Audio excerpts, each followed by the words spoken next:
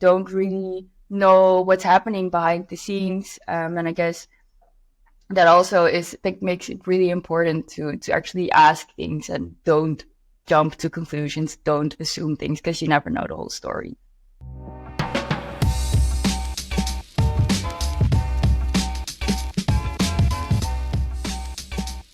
My name is Katharina, and I'm the Community and Event Manager at eCulture, a company that is on a mission to shape the world of unbiased hiring. Welcome to the Oops, I'm Biased podcast. On today's episode of the Oops, I'm Biased podcast, I am talking about attribution bias or fundamental attribution error with my dear colleague Daniele Chan. She has been on the podcast, I want to say maybe a year ago.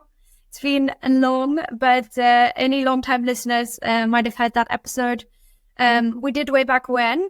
Today, we are doing a bit of a bias deep dive together, covering what attribution bias actually is, and then talk a bit about how it presents in the wild, but also in the recruitment process. In the end, she shares a lot of helpful tips and best practices to minimize the bias in recruitment. So stay tuned until the end for that. Now, without further ado, please enjoy our deep dive into attribution bias. All right. Welcome back, everyone, to the Oops, I'm Biased podcast. I am super excited to be speaking to this very special guest.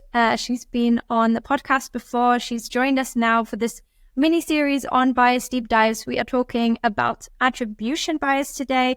It is my dear colleague, Daniele. Daniele, it's so great to have you back again. Would you give us a quick introduction if people haven't heard of you?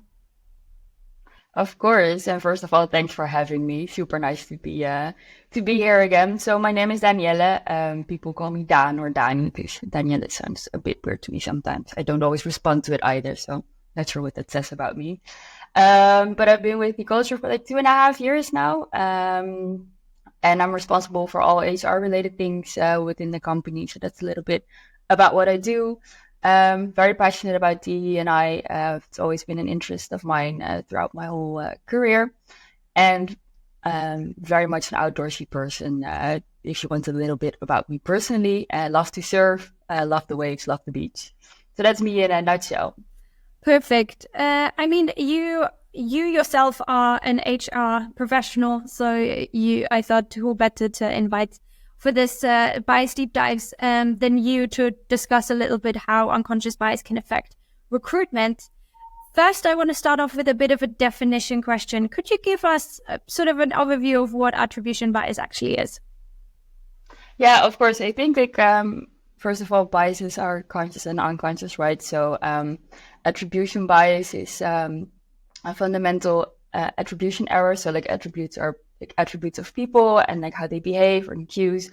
And what you mainly see is that you ascribe certain traits to behavior, which is incorrect. Like sometimes things happen and you don't have the full story, but then you still conclude something about a person that is not actually correct because of external factors, and you only have like half the picture. So that's the attribution bias. It sounds like it's something that might happen a lot in our day-to-day lives, not just in recruitment. Do you have a bit of an example maybe where that plays a role in our personal lives, in our work lives, in sort of day-to-day?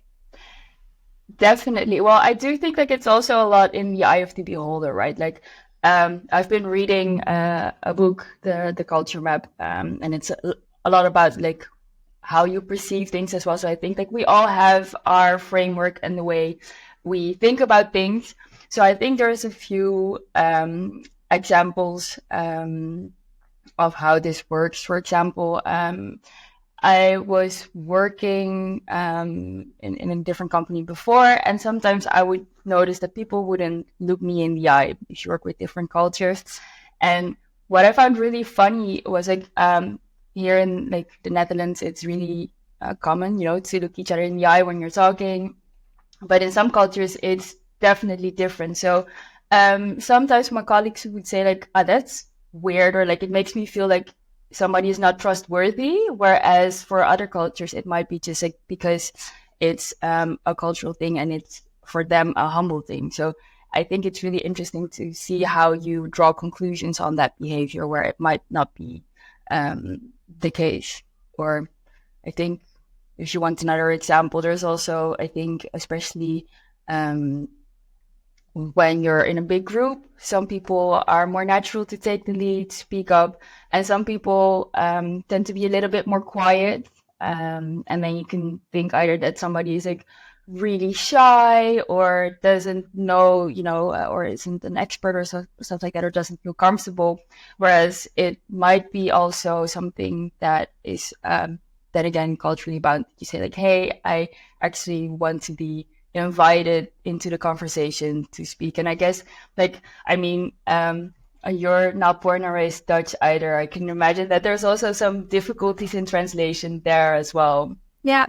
It's interesting that you bring it sort of back to well, on the one hand, as you explain, personal traits, but also sort of cultural differences. I think that paints quite a vivid picture of what that looks like. I think in preparation for this episode, I was also thinking, where do we jump to conclusions the most? And it might just be sort of those little, I don't know, a handshake or maybe a lack thereof when you meet someone, or the way that you greet people might lead you to think, well, this person might not like me, or this person might be, I don't know, super confident, super outgoing, just in the way that they present themselves. Whereas that sort of, as you said, sort of jumping to conclusions right away and attributing a little behavior to a personality right away.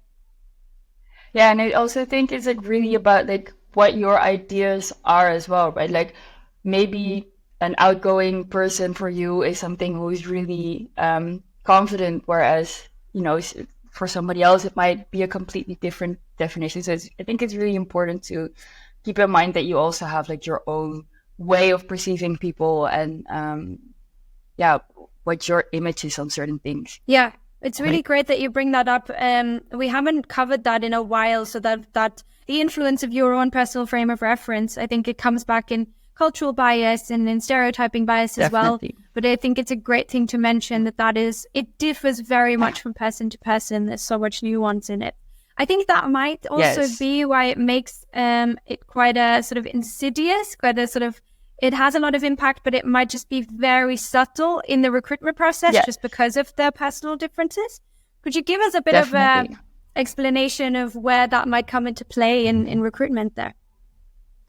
Yeah, so I think like there's a lot of subtle things as well, like, what I mentioned already, because like I think, as you said, shaking a hand before an interview might be something that you're like, hey, why doesn't a person shake my hand or stuff like that. So I think it could be in those small things. But for example, I think I have a really practical example as well. I was interviewing a candidate, and at some point we were to set up an interview, and I texted the person like, hey, I have a few dates. Can you get back to me which one works for you best? And then I was waiting for days. And at some point I was like, okay, but if somebody doesn't respond, they might be not interested anymore. How motivated is somebody? And then I picked up the phone because I was like, I haven't heard from you yet. Which days would fit your schedule? And that was the conversation. But at some point I was like, I just also want to bring it up, right? Like, I haven't heard from you in a while, and I was just wondering, is that due to lack of motivation or what's happening here? And then that person was like, sorry, I've just been really busy. I got sick as well. And then there's all these live events happening. And then I was like, also, but that's I think that's a really good example, right? You don't really know what's happening behind the scenes. And I guess that also makes it really important to actually ask things and don't jump to conclusions, don't assume things, because you never know the whole story. Yeah. I think that's a very vivid example. Are there any other sort of areas or process steps in recruitment where attribution bias or fundamental attribution error might be most prevalent? Well, for me, it's also because, we work with our assessments, obviously. So you kind of already know quite a lot about a person before you actually interview somebody. But I can imagine that like when you're screening for candidates, there's a lot of things that you can read from a CV, which you would translate into personality traits. And I think what a lot of people mention as well is like when you are in an interview and asked about success stories, or when people talk about past experiences and they're not able to give the full picture, it might give a skewed presentation as well. Yeah. So anywhere where I would call it just personal touch points, anywhere where you have a personal touch point with a candidate, that is sort of ripe for attribution bias to come into play. Would you say that that's sort of a good summary? I think that's where a lot of biases come into play, right? Like as soon as you're actually speaking and are processing the how do you say that, like the nonverbal cues and the assumptions as well, as long as you process them, there's already room for bias. Yeah, exactly.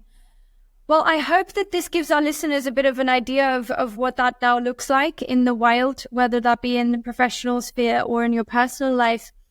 I can hear our listeners sort of thinking about, well, what can we do now to minimize that if sort of bias, we're all inherently biased, we can't really get out of our own, sort of come out of our own skin in that way. Could you share a few sort of best practices or pieces of advice on how to overcome or at least minimize the bias? Definitely. Well, I think, like as you said, it starts with awareness, right? So we all have our biases, and it would be crazy to say that you don't have them. It's just how you handle them and how you work with them. So I think in the example I gave, it was just it's important to voice them. So when you notice that you're assuming things, then it's always nice to check them, I think, because and I say that in personal relationships as well. I think it's really important to check your assumptions, because what you think might be the truth might be completely wrong. So I think that's something that I would really do. And in terms of recruitment processes, as I said, we work with an assessment. So you actually have like a scientifically validated tool that says like, hey, this is what we've measured. So like when it comes to cognitive abilities or behavioral traits, you kind of have an indication of what a person is like. I think that makes it really objective as well, right? Like, so you have something that is actually proven, and you're like, hey, we have this black on white. If you deviate from that, what is that and why is that? And I think what really helped me as well, and what we always do, is like make sure that you include another person in the interviews. Because I think, as I said, it's in the eye of the beholder. So like whatever my perspective is and how I process things might be different for another person. So I think in some of our processes, we've had like discussions where I was like, well, I thought he or she was a bit, too dominant, whereas some other persons are like, no, but they were just confident. So it's really interesting to put those things next to each other as well, and just to be challenged on whatever you think you saw in an interview or in a screening process. So I think it's really important to do it together as well, just to have multiple perspectives in a process. Yeah, potentially adding on to that as well, that it might just be useful to have multiple of those sort of information sources as well. As you say, sort of multiple perspectives can help you gain a more well-rounded picture of a candidate, but also having touch points from assessment results or multiple interviews where people then can sort of share their own view on it and sort of debrief that together. I think that might also help with not relying too much on those one or two things that you noticed right away and jumping to conclusions. Yeah, and maybe adding to that, I think it's also good to talk about this up front, right? So you, like, have a predefined at least like, or a standardized list of things that you really want to see or hear, and also make clear that what the assumptions underneath it are. For example, if you're talking about motivation and you want to hear certain things, why is it that you want to hear those things, and what assumptions are underlying that as well. Yeah, that's a great addition. Well, Dan, thank you so much for joining me for this conversation to explore a little bit what attribution bias or fundamental attribution error in deals for recruitment. I hope that you enjoyed our conversation. I did. Like, how did these 15 minutes fly by so quickly? You tell me. No, it was great. I think lots of really practice-oriented examples, also quite some tips that you shared on how to minimize the impact of attribution bias. I hope that everyone listening today learned a little bit about the bias and grew a bit more aware. I think you mentioned that as well. So the first step being awareness in minimizing Definitely. the bias.